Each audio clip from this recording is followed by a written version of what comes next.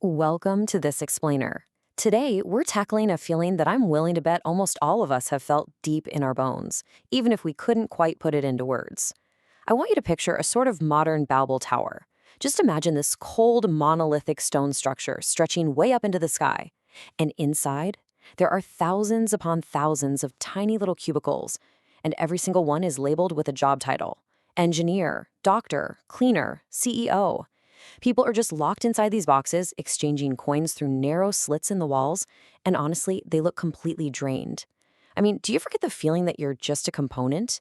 Just a replaceable gear in this giant, heartless machine? Think about it. When you meet someone new, what is literally the very first question they ask? It's always, "So what do you do?" Right? If you're a doctor, society just expects you to be a doctor 24/7. Your identity becomes your job. And if you're a worker, well, your time is owned by the clock. We work, we compete, and eventually we just burn out. But here's the wild paradox we really need to focus on today. Despite all this crushing burnout from our paid jobs, think about what happens when you stop on a Saturday afternoon to help a neighbor fix a leaky pipe for free. Or say you help a completely lost stranger find their way on the street. You don't feel drained by that at all. You actually feel this immediate spark of genuine joy. So why is that? Why do we so deeply crave mutual aid and real connection, yet we find the modern version of cooperation, which is basically our daily economic grind, so completely and utterly exhausting? Okay, let's dive into this with part one, the hidden evolutionary strategy. To really understand this exhaustion, we actually have to rewind the clock about 300,000 years and look at our original operating system as human beings.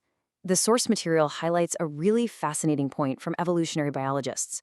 Groups of altruists always beat groups of the selfish. And this isn't just some nice, feel-good moral philosophy. This is cold, hard science. Back when our ancestors were hunter-gatherers, helping others wasn't some lecture you got in school. It was a scientifically proven winner's gene. Sure, within a single group, a selfish individual might temporarily get ahead. But when groups had to compete against other groups for survival, the group that cooperated, the one that shared and sacrificed for one another, consistently defeated the group where everyone was only looking out for themselves. This survival mechanism is what the text refers to as our risk hedging fund. 300,000 years ago, obviously, we didn't have insurance policies or bank accounts or a welfare state. Mutual aid was our original biological insurance policy. If I share my hunt with you today when you have absolutely nothing, I am basically guaranteeing that tomorrow, if I twist my ankle and can't hunt, you're going to share your food with me. The individuals who lacked this altruistic instinct, well, they simply didn't survive the droughts and dangers of the ancient world. Helping others is quite literally programmed into our DNA. It is our natural operating system. It's what kept us alive. Which brings us to part two, the distortion. So if we are completely hardwired to help each other, and helping each other is what keeps us alive, what on earth happened? Well, the source material argues that this ancient, beautiful survival code was hijacked by modern systems. It points right at foundational Western commerce mantras. You know the one. The customer is always right. Now, on the surface, sure, this just sounds like it's about providing good customer service. But according to the text, underneath the surface, it's actually operating as a massive psychological hack. The theory here argues that we've deeply, deeply distorted our natural instincts. Just contrast our evolutionary instinct of mutual help, which is a shared human connection for collective survival, with this modern distortion they call transactional hierarchy. The source suggests we've essentially taken the act of helping someone and twisted it into servitude. By paying a few dollars, the customer is basically buying the right to be superior. We start treating the person doing the actual physical labor as somehow lesser. So it's no longer two humans cooperating, it's become this totally artificial hierarchy. And this leads us to a really provocative concept from the text, money as a collar. Think about it. The customer relies entirely on the waiter for their food, right? They rely entirely on the cleaner for hygiene and sanitation. Literally, without these workers, the customer's world grinds to a halt. Yet the source argues that money acts as this psychological collar that allows the customer to completely forget this dependence. They use money to package their own reliance on someone else's labor as a symbol of high status. The argument is that we've taken a mutual human connection and totally drained the joy right out of it by replacing it with a transactional barrier. Let's shift gears and look at part three, identity versus capability. The source material really asks us to question how we currently define a person's worth in our society. They point to what they call the modern trap. One person equals one job. Just think about the sheer expectation here for a second. We literally force an 18-year-old to pick a single professional box, maybe it's accounting, nursing, or engineering, and we expect them to stay locked inside that exact same box for 40 years. We treat their job as their entire essence, as if a complex human being is just a static label filed away in some cabinet. But what if we completely reframed that perspective from first principles? Because actually, a human being is not a static job title. You are a system of capabilities. You're a dynamic, ever-changing collection of skills, talents, and interests.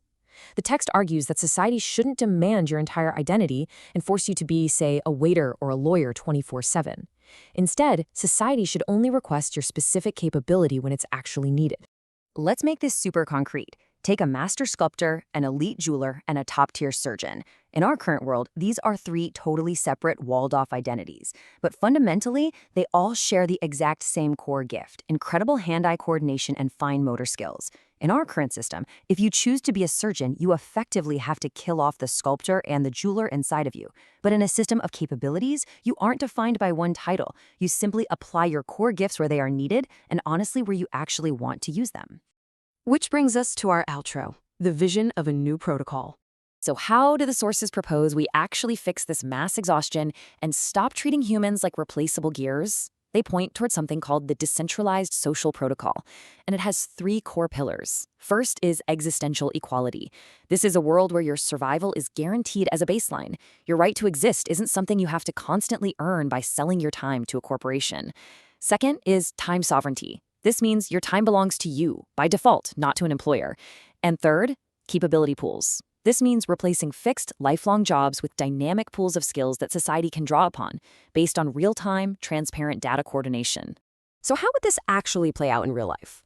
Well, step one, you fulfill limited public responsibilities. You provide your specific capabilities, so maybe it's medical aid, maybe grid maintenance, or education, during your peak performance windows. You do the necessary work to keep the lights on for civilization. And then step two, in return, you win back absolute time sovereignty. You aren't a doctor for life. You're a human who provided medical aid for a few hours, and now you return to just being you. You go paint, you do research, you spend time with your family, you actually live.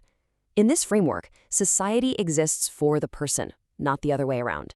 But, all of this leaves a pretty massive, glaring question. If we literally possess this incredible, altruistic winner's gene in our DNA, and if mutual aid is our natural state, how in the world did this framework get hijacked? How did a system of what the source calls parasitic elites manage to flip our own biology against us to build this modern Babel Tower? Well, that is exactly what we are going to unpack in our next explainer, The Great Value Theft: How Money Became the Color. Seriously, you won't want to miss that one. Thank you so much for learning with me today, and I'll catch you in the next explainer.